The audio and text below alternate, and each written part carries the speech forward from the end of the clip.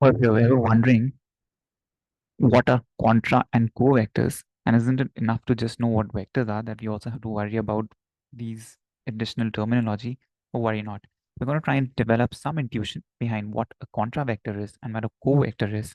And we're going to see that it's actually a very interesting and useful concept, which will help you in your studies, especially if you were to look at text on fluids and general relativity or even special relativity for that matter. So let's dive right into it. Now, one of the intuitive ways of understanding these two sort of different species of vectors um, is to just look at the position vector, but and look at a very, very, very simple transformation of coordinates. So let's try and do that. So I'm going to write this as contra versus co-vectors.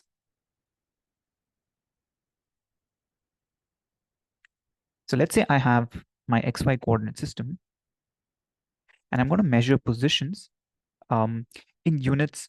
Let's say the only ruler or a scale that we have is has a basic unit of 1 meters. All right, so that's a unit of measurement. So we're going to draw these vertical lines. So I'm going to start with 0. This one is at 1 meter. This is at 2 meters. So let's say this is meters. And likewise for the y-axis. So this is 1, this is 2, this is 3, perhaps this is 3. And let's say I'm going to locate the point which is at 2, comma 2. I'm going to draw a position vector there, this. And so this is the point 2, comma 2. In vector notation, we can write this as that the position vector r is, maybe I'll start with writing xi plus yj, which is 2i plus 2j. Now notice this I and j are unit vectors along the x and y directions. The only unit vector we have at our disposal is a vector which is measured in units of 1 meters, right? So this is the unit vector. That's the 1 meter unit vector. So that's I, and this vector is j. All right, so that's good. Now let's say someone were to give you a ruler which can measure distances in units of centimeters. So we're going to redraw our coordinate system, but this time we're going to perform measurements in centimeters. So we have this in centimeter and this in centimeter,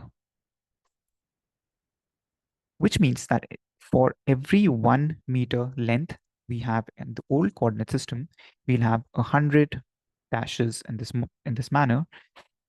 And each of these now constitutes a new unit vector, which we call I prime, which is 1 centimeter along the new, rather this will be x prime and this will be y prime. So it's 1 centimeter along the x prime direction.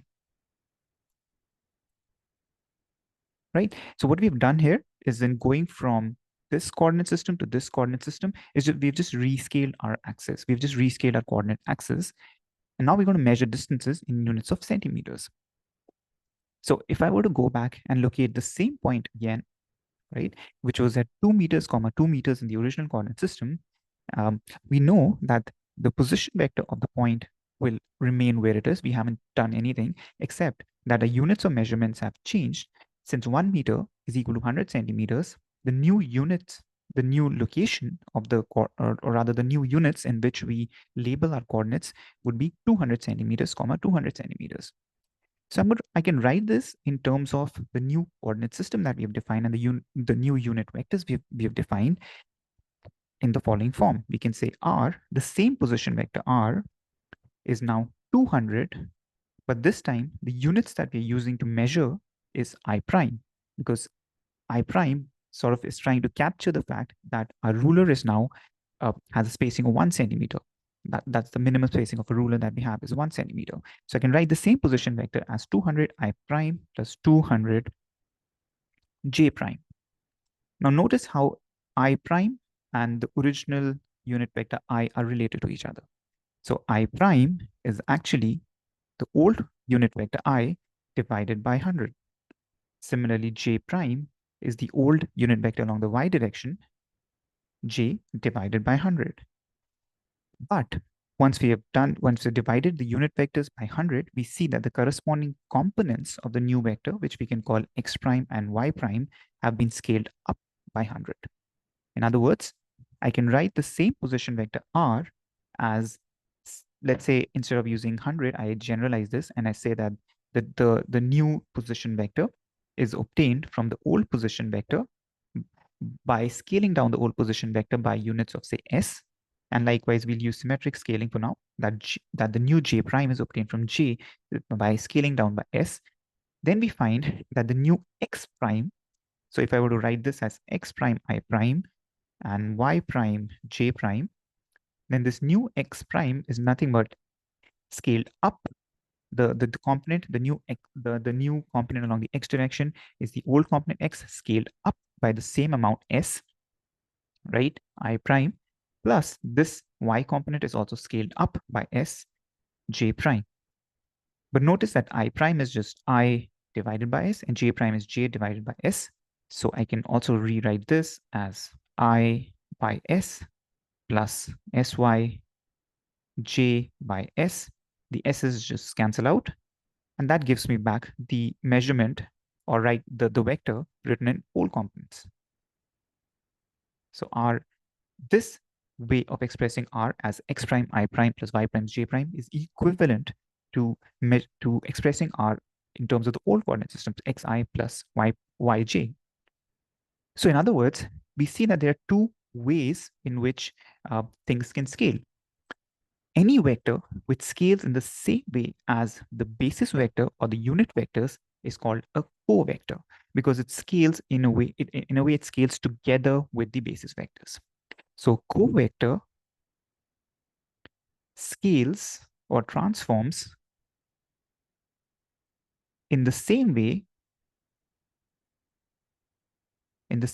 as the basis vectors, or the unit vectors, as the basis unit vectors, basis or unit vectors.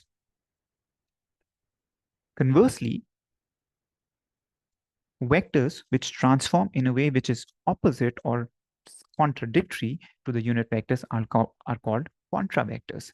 And an example of that is the position vector, which we typically use as the archetypical example of what a vector is.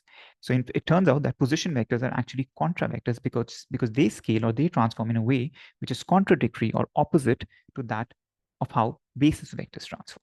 So vectors which transforms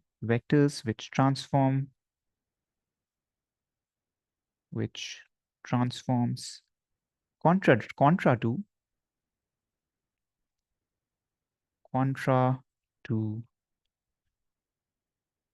basis vectors are called contra-vectors.